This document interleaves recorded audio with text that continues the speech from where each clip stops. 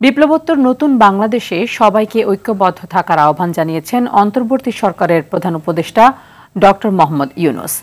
Army multipurpose কমপ্লেক্সে সশস্ত্র বাহিনী বিভাগের আয়োজনে খেতাবপ্রাপ্ত বীর মুক্তিযোদ্ধা ও তাদের উত্তরাধিকারীদের সংবর্ধনা অনুষ্ঠানে প্রধান উপদেষ্টা বলেন, তার সরকারের লক্ষ্য সব মানুষকে একটি বৃহত্তর পরিবারের বন্ধনে আবদ্ধ করা। এর আগে সশস্ত্র বাহিনী দিবস উপলক্ষে শিখা অনির্বাণে রাষ্ট্রপতি ও প্রধান উপদেষ্টা শ্রদ্ধা জানিয়েছেন। সাকিবুর রহমানের রিপোর্টে থাকছে বিস্তারিত। সশস্ত্র বাহিনী দিবস উপলক্ষে শিখা অনির্বাণে শ্রদ্ধা জানিয়েছেন রাষ্ট্রপতি মোহাম্মদ শাহাবুদ্দিন, প্রধান উপদেষ্টা অধ্যাপক ডক্টর মোহাম্মদ ইউনূস ও তিন বাহিনীর প্রধানরা। সকালে ঢাকা সেনানিবাসের শিখা অনির্বাণে ফুল দিয়ে শ্রদ্ধা জানান তারা।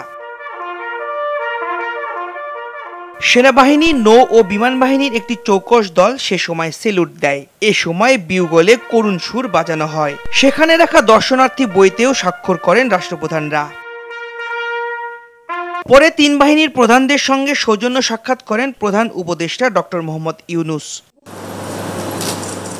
খেতাবপ্রাপ্ত বীর মুক্তিযোদ্ধা ও তাদের উত্তরাধিকারীদের সংবর্ধনা অনুষ্ঠানে অংশ নিয়ে লিখিত বক্তব্যে প্রধান উপদেষ্টা বলেন, মুক্তিযুদ্ধ বাংলাদেশের ইতিহাসে সর্বকালের সর্বশ্রেষ্ঠ ঘটনা, যার কারণে পৃথিবীর মানচিত্রে বাংলাদেশ একটি স্বাধীন সার্বভৌম রাষ্ট্র হিসেবে প্রতিষ্ঠিত ও পরিচিতি লাভ করেছে।